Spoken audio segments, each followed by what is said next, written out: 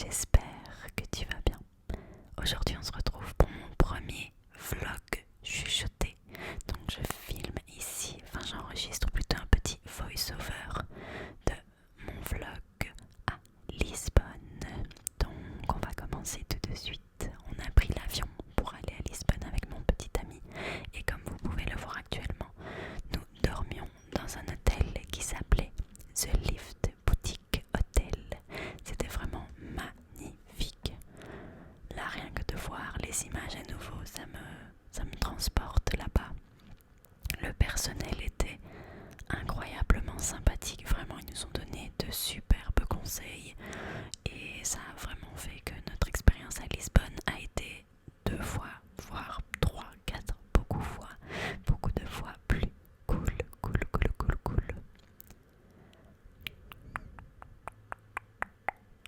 Ensuite, notre hôtel était à côté de la Praça Dom Pedro IV.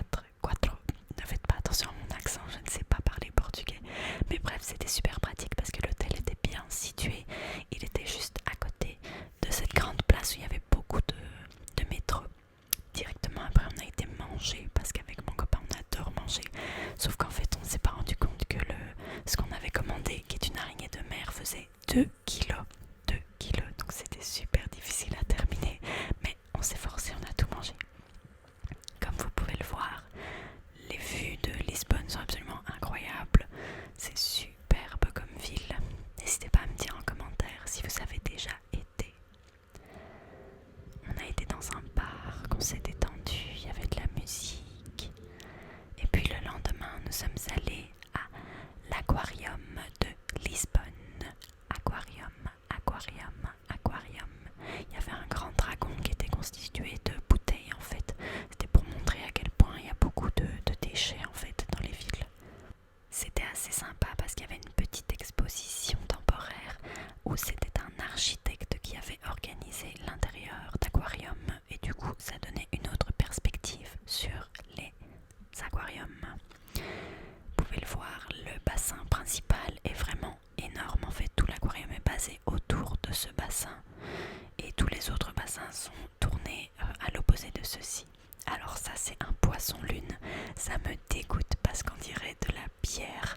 T'as envie de faire toc toc toc dessus pour voir en quelle matière c'est en fait. Moi, j'ai vraiment envie de le toucher, mais à la fois je trouve ça dégoûtant, mais quand même intéressant.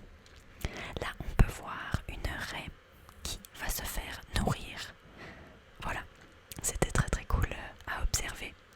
Je suis désolée si, comme d'habitude, vous entendez le bruit d'avion de mon ordinateur. Vous savez, l'habitude. L'extérieur à chaque fois était vraiment très beau. Là, il y a un petit requin qui fait dodo. Il y a des petits oiseaux aussi qui sont venus se poser. Et un autre requin qui fait dodo. Trop mignons les petits pingouins qui sont à l'extérieur. Enfin, ils sont à l'intérieur de l'aquarium, mais vous avez compris. Oh, une petite loutre. C'était si adorable parce que je crois qu'on voit juste après sur les images, elle s'était en train de se nettoyer. En fait, elle se frottait le nez, etc. C'était vraiment très chou. Très mignon. Oh, c'est si chou. Oh, moi aussi, j'ai envie de le caresser. Alors ça c'est superbe, je trouvais que le contraste des couleurs était magnifique et de nous permettre de voir l'aquarium d'au-dessus, c'est aussi super intéressant. Un gros requin, un autre gros requin et encore un de plus près. Une raie, des requins. Voilà, avec mon copain on aime beaucoup tout ce qui est animaux, etc. Donc là, on est comblé de pouvoir voir des espèces aussi cool de près. Ça, c'est une petite grenouille qui était trop mignonne, mais qui n'arrêtait pas de glisser en fait. Donc, on aurait bien voulu l'aider, mais c'était pas trop possible. Faut savoir, quand j'étais petite, j'étais absolument fascinée par les grenouilles vénéneuses et venimeuses. Je sais plus la différence, mais un des deux mots, vous voyez ce que je veux dire quoi, celle qui avait du poison. Une grenouille, plus elle est colorée, plus ça veut dire qu'elle a du poison sur elle et qu'il faut faire attention, attention, attention, attention. Là, les couleurs sont absolument magnifiques. Je trouve que la mer, c'est vraiment hypnotisant, c'est superbe.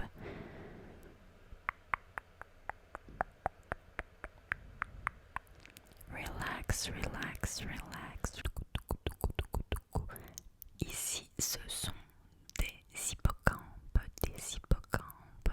qui volent, qui volent, qui volent. Ça aussi, ça me dégoûte. C'est une étoile de mer, mais l'intérieur de l'étoile de mer, je trouve ça dégueulasse. Et ça, c'est un poulpe ou une pieuvre, je sais plus, je confonds toujours, mais en tous les cas, il était énorme et on se croirait dans Pirates des Caraïbes. Ça, c'est un autre aquarium. Comme vous le comprendrez, les 3/4 de ce vlog sont des images de l'aquarium.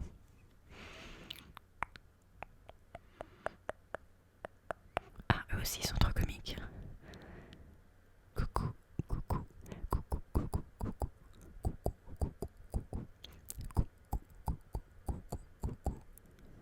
Et à la fin, il y avait un petit film qui montrait la beauté de l'océan et son côté un peu improbable, dirais-je. L'océan, l'océan, l'océan, l'océan.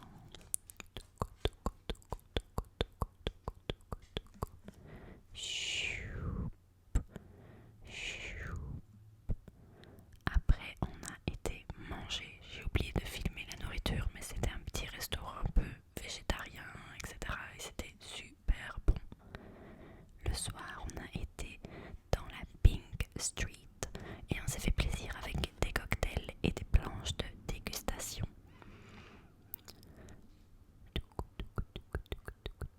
C'est une rue qui, à l'époque, avait beaucoup de bordel, mais aujourd'hui, c'est une rue avec des boîtes de nuit et de quoi faire la fête.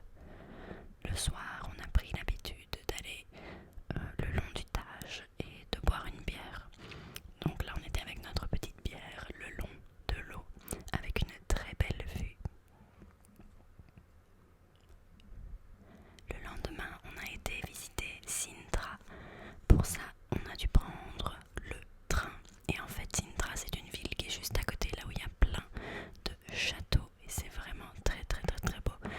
Mais ça monte extrêmement fort et ça descend aussi extrêmement fort. Du coup, tu es obligé de prendre soit un petit tuk-tuk privé ou de prendre le bus pour te déplacer ou d'être en voiture parce que vraiment c'est pas possible, sinon c'est très très fatigant à visiter à pied.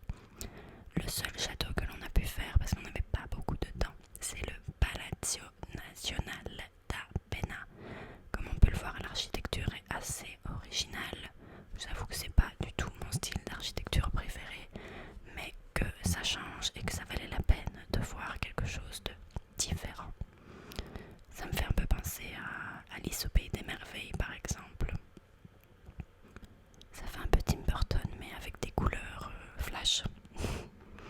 La vue à chaque fois est magnifique et là-bas il y avait vraiment beaucoup de végétation, de végétation, de végétation. Ça faisait du bien après avoir été dans une grande ville comme Lisbonne de passer une journée dans la nature, nature, nature, nature. La prochaine fois que nous y retournerons, nous visiterons un autre château parce qu'il y en a vraiment beaucoup là-bas. Je crois qu'il y en a 5 ou 6, tous avec des architectures différentes, mais ça nous semblait sympa pour le premier d'aller dans celui-ci. La cour intérieure ici est vraiment très très belle, je trouve, et l'intérieur du palais était très très beau. Bon, on va pas se mentir, le style de meuble c'est pas du tout ce que j'aime, mais le papier peint était très joli et c'est toujours sympa d'avoir quelque chose qui change de son quotidien. En tous les cas, c'est vrai qu'il y a de très belles moulures au plafond, qu'il y a des choses vraiment intéressantes à regarder. Et puis c'est une trace du passé, donc c'est toujours cool. C'est cool de se plonger dans un autre univers, dans une autre ambiance, dans un temps qui n'est plus l'époque actuelle. D'imaginer ce qui aurait pu s'y passer, les conversations que les gens pouvaient avoir. De nouveau, la magnifique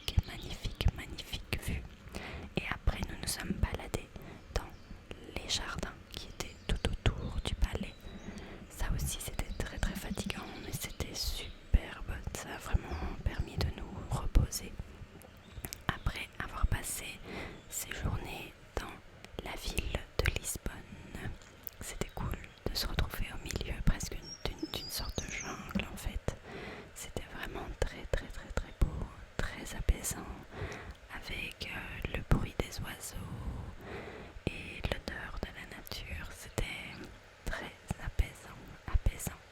Cependant, il faisait très très chaud, donc j'étais bien heureuse d'avoir mon petit bob sur ma tête, ma crème solaire et une grande bouteille d'eau. De l'eau justement, voici.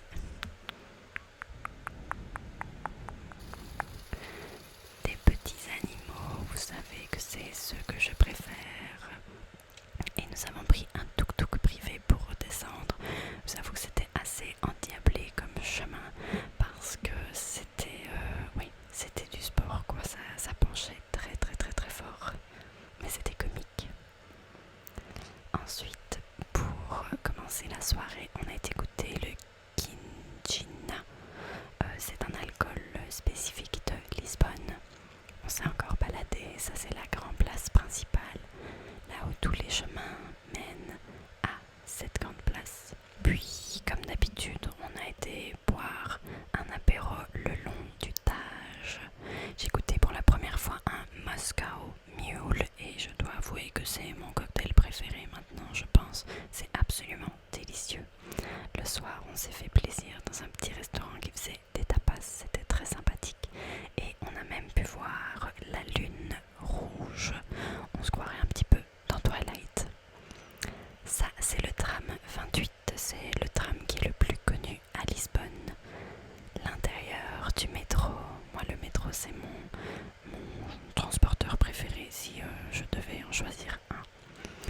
Et on a décidé le dernier jour de prendre un tram pour la première fois. C'était adorable parce que c'était un vieux tram tout en bois. On a mangé après des bruschetta. Ça aussi c'était absolument délicieux. Pas très portugais vous allez me dire, mais quand même délicieux. Et on s'est baladé à Belém.